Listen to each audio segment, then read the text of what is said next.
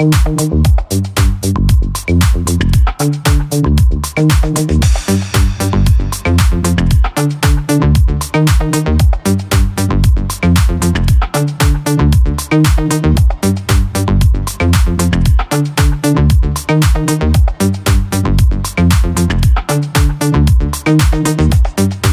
काढून आपण सर्व इथे आलात त्याबद्दल मी तुमचा अत्यंत आभारी आहे. आणि एवढं सुंदर इंट्रोडक्शन मला 20 वर्षात कधीच मिळालं नाही, त्यासाठी मी तुमचा आभारी आहे. खरं म्हणजे बिग बॉसचा मी प्रचंड मोठा फॅन आहे, या फॉर्मॅटचा, या शोचा. आणि आज ही संधी मला दिल्याबद्दल मी कलर्स टीव्हीचे आभार मानतो. आणि मी प्रचंड एक्सायटेड आहे, कारण का हा माझा आवडता फॉर्मॅट आहे. अतिशय एंटरटेनिंग आहे, इमोशनल आहे.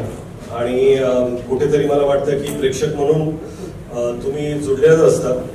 प्रत्येक गोष्टी, ज्या गोष्टी शोमध्ये होतात, पण मला वाटतं की दॅट कनेक्शन जे प्रेक्षकांचं आणि कंटेस्टंटचं असतं. आता होस्ट आणि contestant, it's going to be exciting आहे असं तर तुम्ही म्हणालातच. या शो बद्दल जेव्हा तुम्हाला पहिल्यांदा विचारलं गेलं तेव्हा तुमची रिॲक्शन काय होती? माझी पहिली रिॲक्शन होते की खरंच आपण, माझी करण्याची तर इच्छा होतीच, परंतु ऍक्च्युली आमची टसल बऱ्याच दिवसांपासून चालू होती की कधी होतोय. माझा पहिला प्रश्न कधी होतो, मला करायची तर इच्छा आहे, पण कधी होतो हा खरंच फार महत्वाचा प्रश्न होता. आणि मला जेव्हा हे सांगण्यात आलं की हा शो ह्या तारखेला होतोय आणि माझ्या 2-3 शूटिंग्स होत्या, पण मी म्हणालो की मी नक्कीच ऍडजस्ट करेन. आणि आय एम एक्साइटेड की 2-3 शूट्स मी अलीकडे पलीकडे पुश केलंय हा शो करण्यासाठी.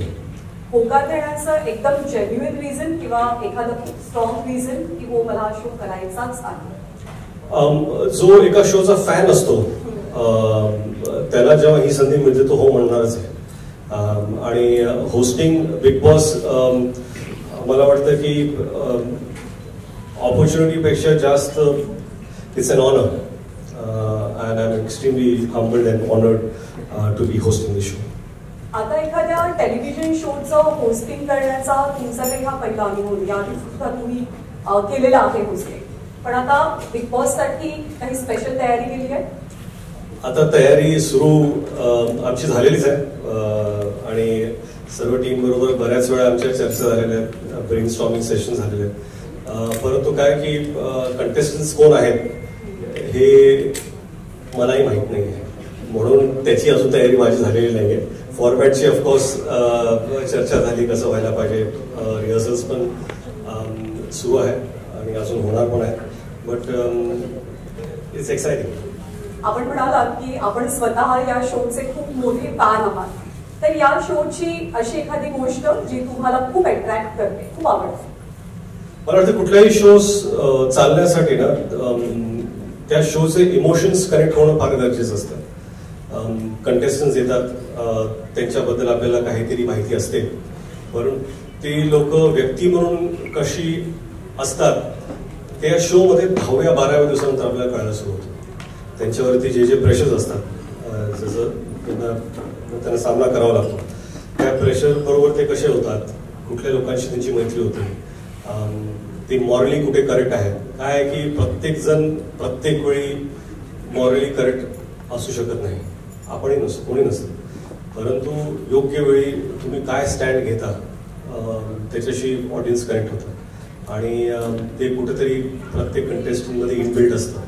आणि मला वाटतं की तीच गोष्ट मला फार आवडते. बिग बॉसची खासियत म्हणजे बिग बॉस या शोची जितकी चर्चा होते तितकीच चर्चा त्याच्या होस्टची सुद्धा होते. सो तुम्ही आता त्या क्लबमध्ये आलेला आहात आणि सलमान खान ऑफकोर्स तुमचे सगळ्यात चांगले मित्र, तुमच्या मैत्रीचे खूप किस्से आम्ही ऐकलेत, पाहिले तुम्हाला एकत्र, काही टिप्स घेतल्यात किंवा मिळाल्यात? त्यामध्ये ते जसं होस्ट करतात ना तसं मला वाटत नाही जगात, भारतात सोडा, जगात हा एक जगातला सर्वात मोठा प्लॅटफॉर्म आहे. जगात कोणीही होस्ट करू शकत नाही. त्यांची एक इनबिल्ट नॅचरल स्टाईल आहे, त्यांचा एक ॲटिट्यूड आहे, त्यांचा एक स्वॅग आहे, तो फक्त त्यांचाच आहे. आणि खरं म्हणजे त्यांना पाहून तर बरंच काही कळतं की कसं इंटरॅक्ट करायला पाहिजे, कुठल्या मर्यादा जपल्या पाहिजेत. आणि कसं आहे की कंटेस्टंट जसे स्टँड घेतात तसं होस्टला सुद्धा स्टँड घेणं गरजेचं असतं. आणि तिथं एक थिन लाईन असते की ती तुमच्या स्वभावामुळे तुम्ही एक स्टँड घेऊ शकता, परंतु एथिकली मॉरली तो स्टँड त्यावेळेस घेणं फार गरजेचं असतं. आणि I will try take that stand. तुम्ही खूप मोठे मल्टीटास्क करा. तुम्ही ऍक्टर आहात, फिल्म मेकर आहात, प्रोड्युसर आहात, तुम्ही टेलिव्हिजन प्रेझेंटर आहात, आणखी नव्या भूमिकेमध्ये तुम्ही येताय, हे स्टार्टअप आहे तुमचा. हे सगळं मल्टीटास्किंग तुम्हाला काय शिकवतं, काय देतं?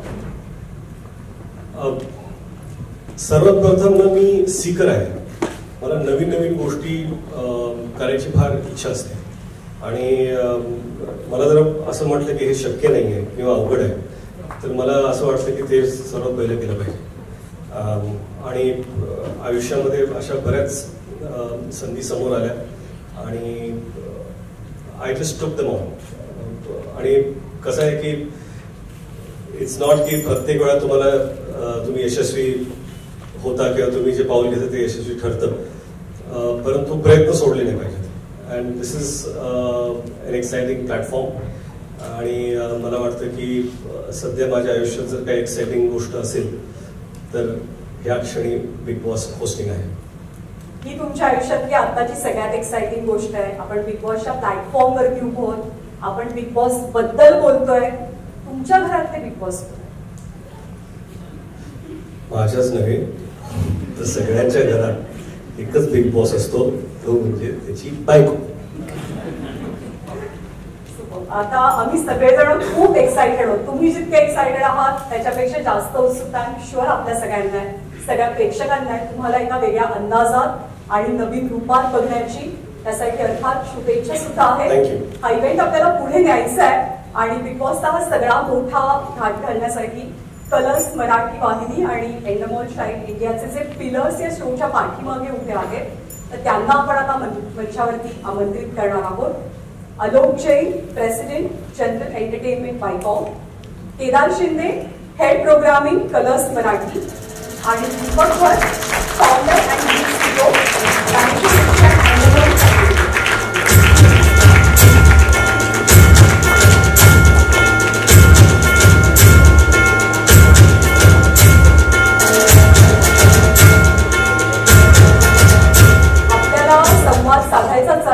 आपल्याला बोलायचं एकमेकांशी, पण त्याआधी तुम्हा सर्वांचे एकत्र फोटोज मीडियाला हवे आहेत. सो मी रिक्वेस्ट करते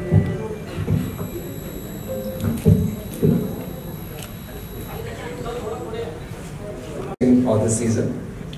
See, the question you are asking is how are we? See, I think it's a little bit of, we should talk about at the end of the show what happens. But at the moment, our ambition is very, very big on this show, this season. We feel that Big Boss has done so wonderful across all markets, and we really want to make this season in Marathi very big. And so we are looking at a very 100% fresh approach across all dimensions of the show. We are looking at a very, very exciting bunch of contestants, housemates for the show. The kind of activities and the things which we are planning in the house are extremely unpredictable and very exciting. And besides this, you know, we have Ridesh, which is absolutely very, very fresh and a youthful take on the show. So we're very, very excited. Our ambition is to make it one of the most successful season for Big Boss in Marathi, and also something which stands out as many other Big Bosses across the country we have done together with them. Regional languages मध्ये, स्थानिक भाषांमध्ये सुद्धा of course big boss एक one of the popular show आहे. आणि आता तर मराठीमध्ये सुद्धा 2 वर्षांनी पाहायला मिळतोय, त्यामुळे त्याच्याबद्दलची एक्साइटमेंट खूप जास्त आहे. One more question for you is, how does the big boss franchise adopt it's format for the different regional audiences or the languages?